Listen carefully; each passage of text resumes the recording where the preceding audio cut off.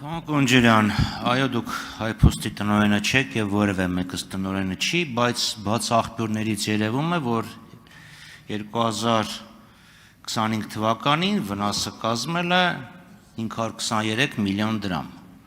Այսինքն վնասով աշխատող ընկերությունը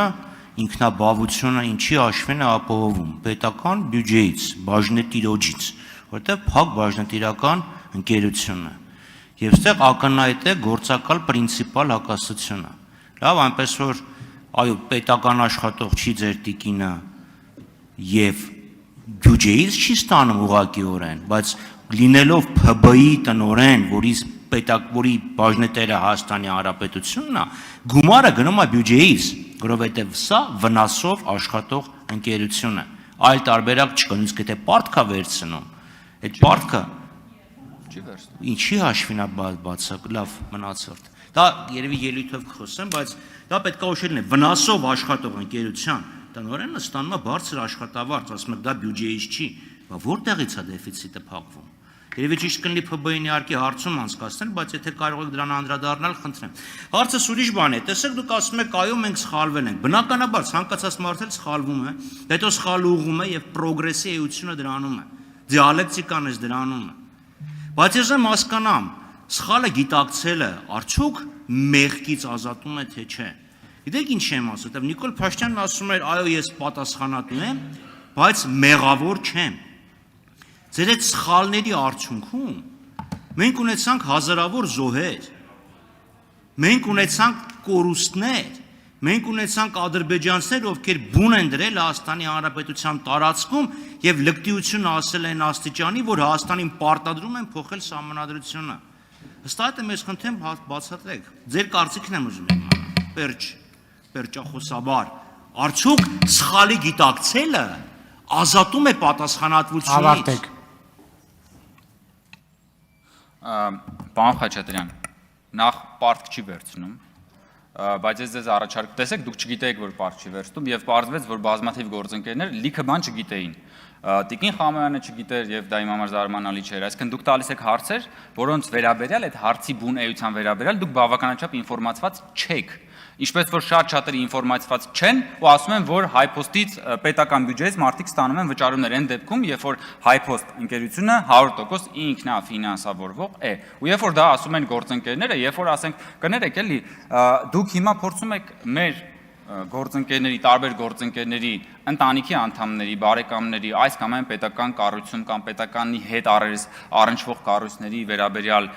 լեգենդներ հյուսել։ Բայց հետո դրանց ընդամենը 5 րոպե հետո պարզվում է, որ դուք էլ եք ախր այդտեղ։ Ձեր հարազատներն էլ են աշխատում այդտեղ ու հենց պետական կառույցում։ Տիկին Գրիգորյանի հայրիկը աշխատում է շրջակա միջավայրի նախարարությունում։ Հələ բայց աշխատել է մինչև վերջերս։ Պարզվեց, որ պարոն Մանուկյանի կինը աշխատում է ազգային եւ լավ է անում ժողովուրդ ջան։ Բայց ես զարմանում եմ ուղղակի այս բանի վրա, հասկանում եք, երկակի ստանդարտի վրա, որ դուք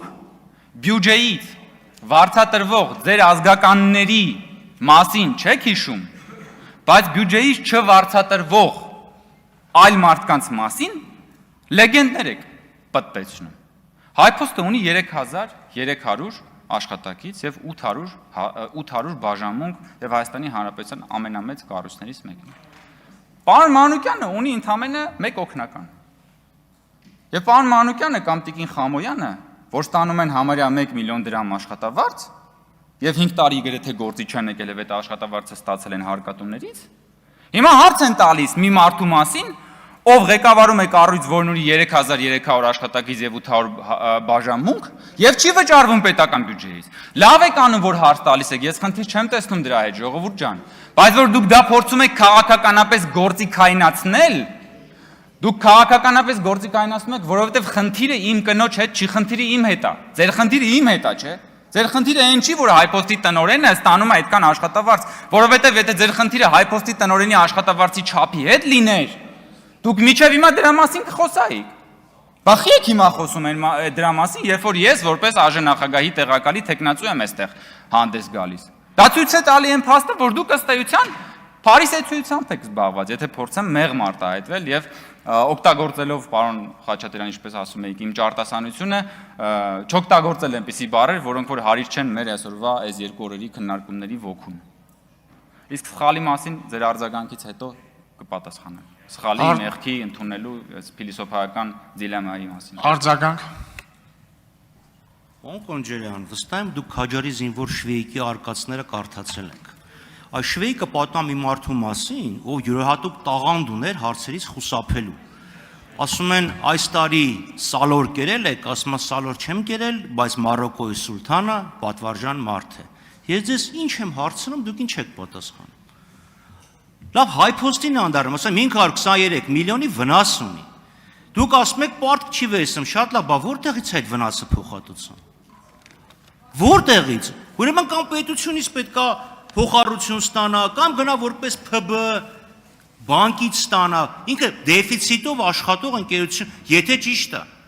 որը չենք վիճարկում, որովհետև հաստատ կվիճարկեր ՓԲ-ն։ Այսինքն վնասով աշխատող ընկերության ղեկավարը ստանում է բարձր աշխատավարձ, դուք ասում եք դա պետությունից չի, դա բյուջեից չի։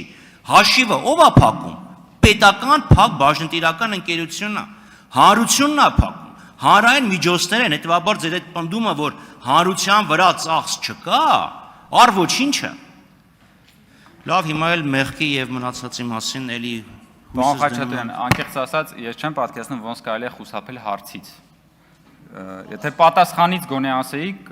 հա, հարցին պատասխանելուց գոնե ասեիք, ես կհասկանայի, բայց ես ինձ թվում է մենք տարբեր լեզուներով ենք խոսում։ Ես ձեզ հանգամանալից բացատրեցի եւ պարզվեց, որ նաեւ դուք որոշ տվյալների չեք տիրապետում։ Ես հիմա ձեզ խնդրում եմ, որ դուք որպես падգամավոր համապատասխան հարցումներ կատարեք հայփոստի գործունեության վերաբերյալ եւ ստացեք ձեր հարցերի պատասխանները։ Ձեր հարցադրումը քաղաքական հարցադրում է։ Ձեր հարցադրումն այն մասին չի, թե հայփոստը որպես պետական ՓԲ-ի որքան արդյունավետություն է ապահովել։ Ձեր գործընկերների հարցադրումը այն մասին է, թե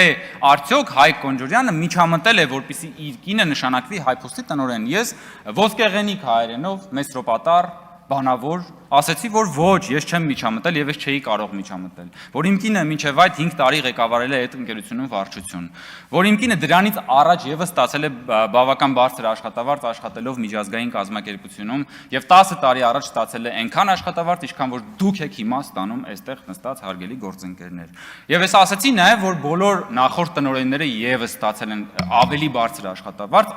աշխատելով վնասով։ Խնդրում եմ, իրականությունը ամբողջապես ներկայացրեք, ոչ թե միայն այն, ինչ որ ձեզ պետք է ձեր թունելի բանից, էլի, ելքից նայող իրականությունը։ Շնորհակալություն։ Շնորհակալություն, պարոն Կոնջարյան, հարցերն ավարտվեցին, կարող եք զբաղեցնել ձեր տեղը։